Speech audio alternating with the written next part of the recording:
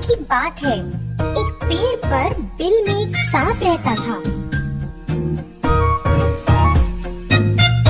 वो मेंढक, बतख और पंछियों को खाता था।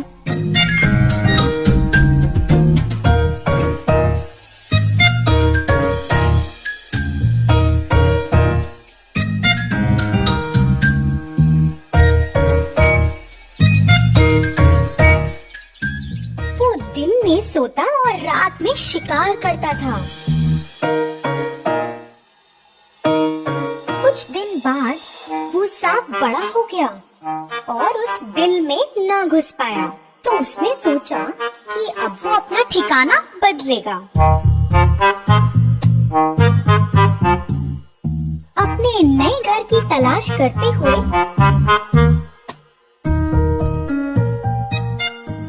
उसे एक बरगद के पेड़ पर एक बड़ा सा बिल दिखा। उस पेड़ के नीचे चींटियों की पहाड़ी थी।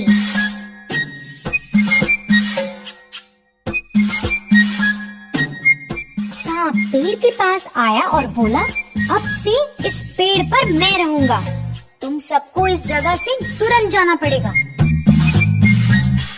उस पेड़ के आसपास रहने वाले सभी जानवर और पंछी बहुत डर गए थे, मगर चींटियों को कुछ फर्क नहीं पड़ा था। वो पहाड़ी उन्होंने बहुत मेहनत से बनाई थी। सभी चींटियां एकजुट होकर आगे बढ़ी और उस सांप को चारों तरफ से घेर लिया और उसे काटने लगी। बहुत दर्द हुआ और चिल्लाता हुआ वहाँ से भाग गया। उसके बाद वो वहाँ कभी वापस नहीं आया। फिर तभी से सारे जानवर और पंछी वहाँ खुशी से रहने लगे। धन्यवाद बच्चों। एक बार एक पहाड़ की चोटी पर एक विशाल वृक्ष पर सिंधु का नाम का एक विशेष पक्षी रहता था। पक्षी की खासियत यह थी कि जब उसकी बूंद धरती पर गिरती थी तो वे शुद्ध सोने में बदल जाती थी। वह इस पेड़ पर अकेला रहता था और शांति से वहाँ अपना जीवन व्यतीत कर खुश था। एक दिन एक शिकारी पक्षियों की तलाश में पहाड़ की चोटी पर घूम रहा था। कई घंटों के बाद जब वह किसी पक्षी को पकड़ने में सक्षम नहीं था, तो उसने विशाल पेड़ के नीचे कुछ देर आराम करने का फैसला किया, जिस पर सिंधु का रहता था।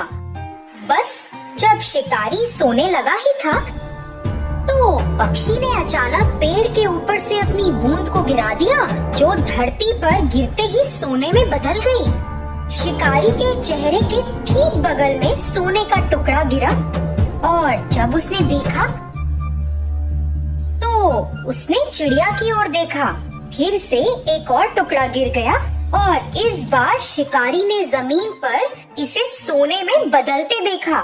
इस सब ने शिकारी को बहुत हैरान कर दिया था।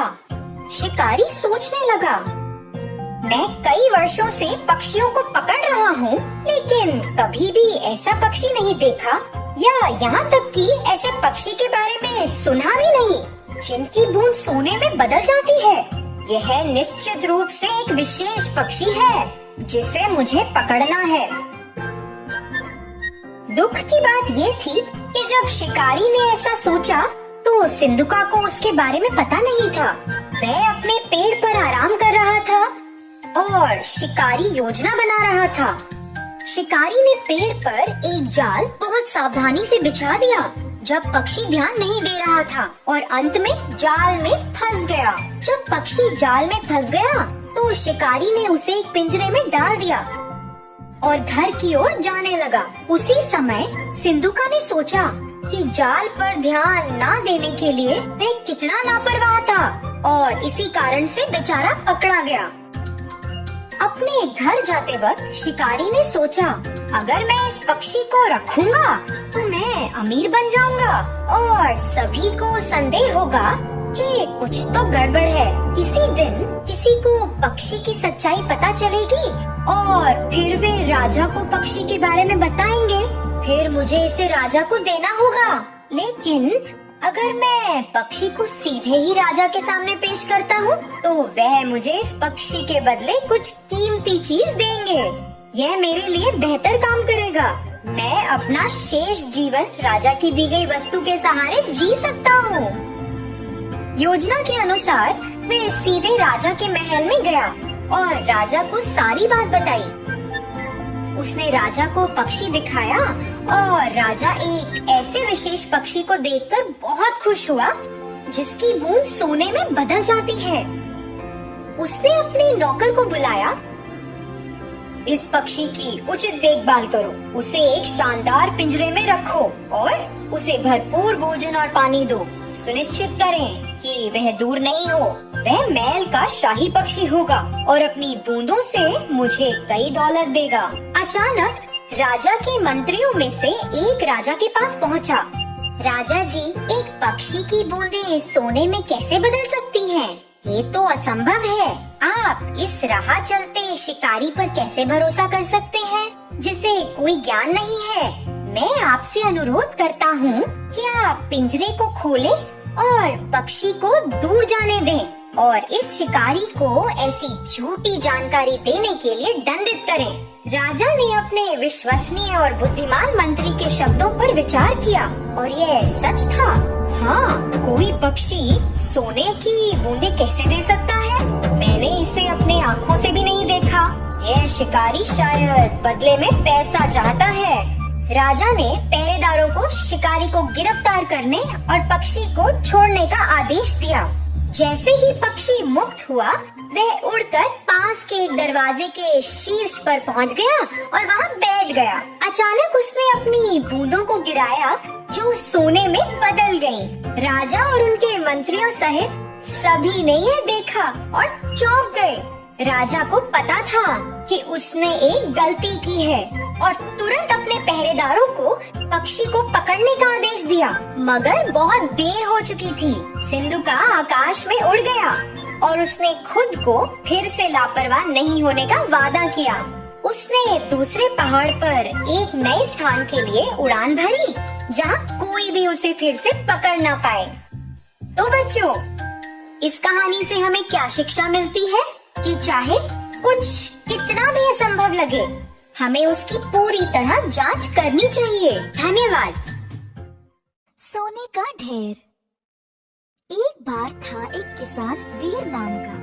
वह दूसरों के खेतों पर हल जोतने का काम करके अपनी रोजी रोटी कमाता था। एक दिन वह एक खेत पर गया।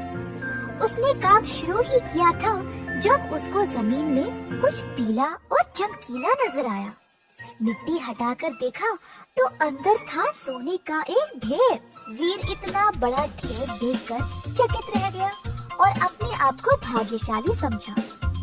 अपने साथ इस सोने को ले जाना चाहता था, परंतु दिन का समय था और ऐसे खुले आम दिन में इतनी कीमती चीज ले जाना उसको सही नहीं लगा। वीर ने रात को उधर वापस आने का निर्णय लिया और सोने को वहीं पे छुपा दिया। वीर वापस उसी स्थान पर रात को लौट आया और जमीन को खोदने लगा। सोने के ढेर को रस्सी से बांध दिया